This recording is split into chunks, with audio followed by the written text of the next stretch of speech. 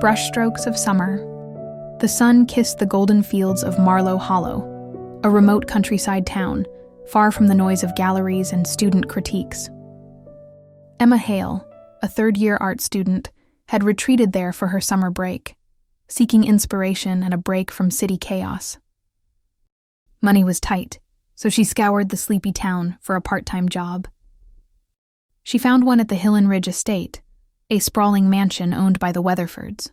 Old money, elegant dinners, and rose gardens. So symmetrical they seemed painted. Emma was hired as a kitchen helper. Her job was simple: chop, clean, stay invisible. But on her third day, she met him, Caleb Weatherford, the heir. Fresh from a scandalous breakup with his socialite fiancée, he had returned home to heal in silence. Emma first saw him sitting alone in the garden, sketching the pond with hands, more used to boardrooms than brushes. He didn't notice her then, but she noticed the sadness in his eyes.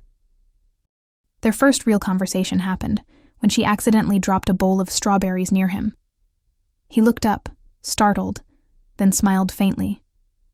"You're not from around here," he said. "Neither are you," she replied. From then, things changed. Secret meetings under moonlight, whispered conversations in the greenhouse, fingers brushing over shared sketches. Caleb, used to being judged by his name, found solace in Emma's world of colors and sincerity. Emma, wary of his privilege, found herself drawn to his wounded heart and quiet rebellion. But love wasn't simple. His mother, Veronica Weatherford, was the embodiment of societal expectations. She'd never accept someone like Emma, a working-class art student, with paint on her jeans and dreams in her eyes, so they kept their liaison a secret. When summer ended, Emma left. No goodbye, no letter, just silence, and the lingering scent of honeysuckle in their secret garden. She knew staying would only hurt him more. What they had was real, but it was never meant to last. He was the heir to a world she could never belong to, a world of tailored suits, estate dinners, and last names that carried weight. She loved him too much to make him choose between the girl who worked shifts at the Dockside Cafe and the life his family had mapped out for him since birth, between passion and legacy. So she left before the fall colors turned, before he could offer promises she'd always long for, but never feel worthy of. She was a summer brushstroke in his life, brief, vivid, and fading, a memory painted in light and warmth, meant to be cherished, not held on to. Caleb was devastated. He refused to pretend. He fought with his mother, left the estate, and began searching. Towns, schools, art shows, nothing.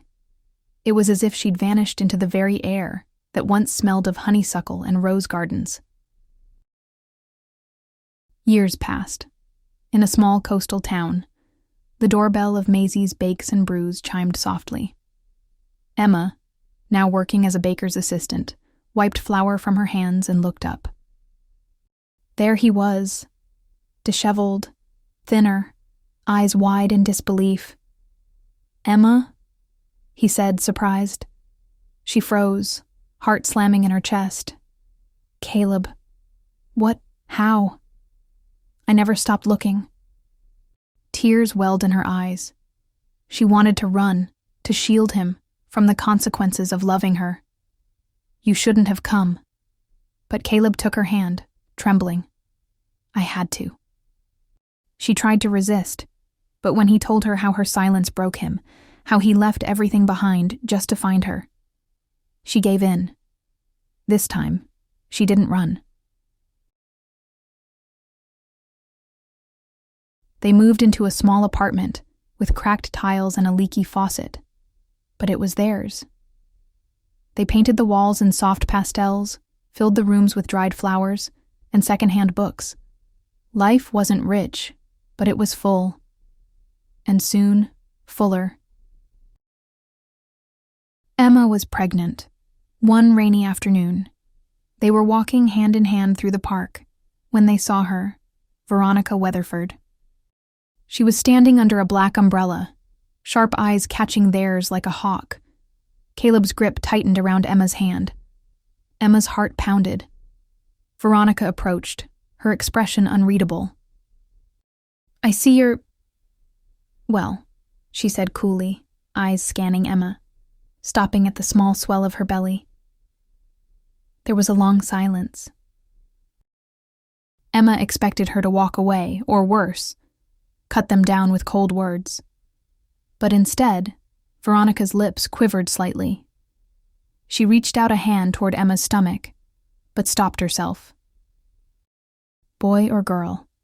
she asked, her voice suddenly fragile. "We don't know yet," Caleb said warily. Veronica's eyes glistened. "I've been ill. They're not sure how long I have." She paused and looked away. "I always wanted to meet my grandchild," she said earnestly. Emma saw the vulnerability in her eyes, the fear of time, the weight of pride cracking. In that moment, Veronica wasn't the tyrant matriarch, but a woman facing her final chapter. "I'm not asking for approval," Caleb said. "Emma is my life now." Veronica nodded, swallowing hard. "You've changed, both of you. Maybe I needed to change too." She looked at Emma. "May I be part of this child's life if you'll let me?" Emma hesitated, tears filling her eyes. Caleb looked to her, ready to walk away if she said no. But instead, Emma reached out and took Veronica's hand. "I think a child should know all the pieces of their story," Emma whispered. A soft breeze passed, the rain slowed, and in the middle of that gray park, an estranged family began to mend. That night, Caleb held Emma as she cried, tears of healing, of love, of grief for the pain they'd endured, and joy for what they'd found. Even though Veronica had offered for them to live at the mansion, after much thought on the matter, they declined. Caleb had grown accustomed to their simple life. Veronica had also reassured her son that his inheritance was still in his name. With peace of mind, that their children are assured a comfortable future, it reaffirmed their decision of living a modest life. Hence, months later, in a modest delivery room, Emma gave birth to a girl with Caleb's eyes and Emma's calm smile. Veronica, pale and fragile, held her granddaughter with trembling arms, whispering promises of love. Emma painted again. Caleb opened a small art cafe. Their daughter was growing up among canvases and warm bread. And in the quiet hours of dusk, when the light was softest, they would sit on the porch, hands entwined, grateful for the summer that changed everything. But one evening, as the first fireflies blinked into the twilight, Caleb handed Emma a worn envelope. It was stamped with a Paris postmark, a letter from an old friend, offering them a chance to exhibit her work in Montmartre. They exchanged a glance, laughter rising like a promise, knowing that the next chapter of their love story was just beginning, this time with cobblestone streets, cafe windows, and the scent of possibility in the air.